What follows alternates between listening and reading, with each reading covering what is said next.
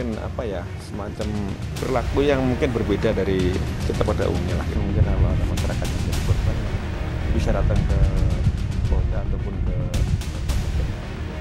ya, walaupun kita tetap mengutuk perbuatan itu, perbuatan pelaku, tapi secara kemanusiaan orang meminta maaf, kita sebagai keluarga juga tetap memaafkan, walaupun itu tidak mengembalikan kondisi adik saya. Sudah dicabut surat tanda registrasinya, kan berarti bersangkutan juga tidak punya surat izin praktek. Bahwa klien kami juga tentunya bersedia bertanggung jawab di depan hukum.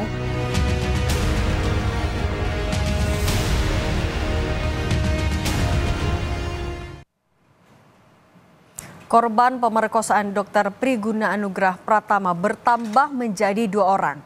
Keduanya adalah pasien Rumah Sakit Hasan Sadikin Bandung.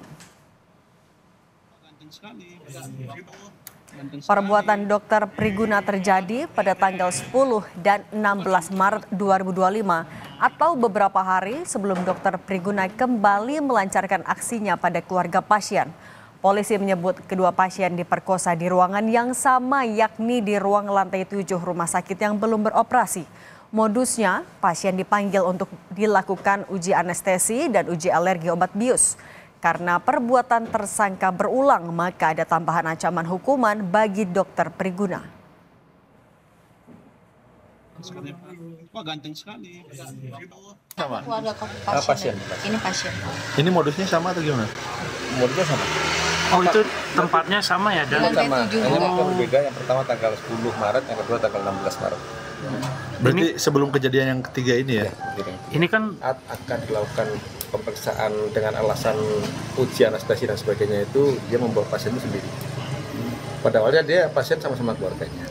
Tapi pada saat dilakukan oleh pemeriksaan oleh pelaku ini dibawa sendiri ke lantai 7 ke TKP yang sama. Keluarga korban pemerkosaan yang dihubungi melalui sambungan telepon oleh kuasa hukum tersangka menyatakan mengecam keras perbuatan pelaku kepada anggota keluarganya. Meski pelaku sudah meminta maaf atas perbuatannya, keluarga tetap memproses hukum perbuatan Dr. Priguna. Hingga kini, korban masih mendapat pendampingan psikologis dari rumah sakit. Berikut ini suara keluarga yang telah kami samarkan untuk melindungi identitas keluarga korban.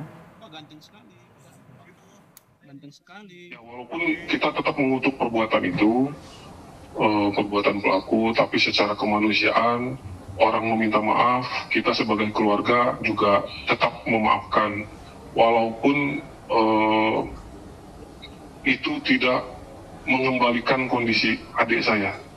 Mau seperti apapun, kondisi adik saya tetap nggak bisa dikembalikan, walaupun tetap saat ini juga masih kita dampingi dan masih kita awasi betul-betul psikologisnya dan lain-lainnya.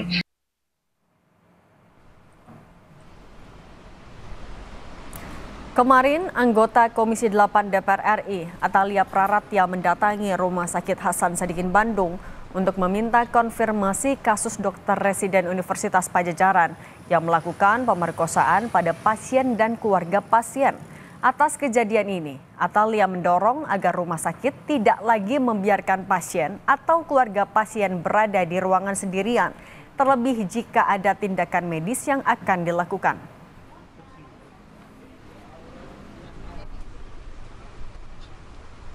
Dari berbagai sudut tentu saja, karena sudah dilakukan secara cepat dan tepat, saya kira saya fokus kepada korban supaya tidak terjadi lagi di masa yang akan datang.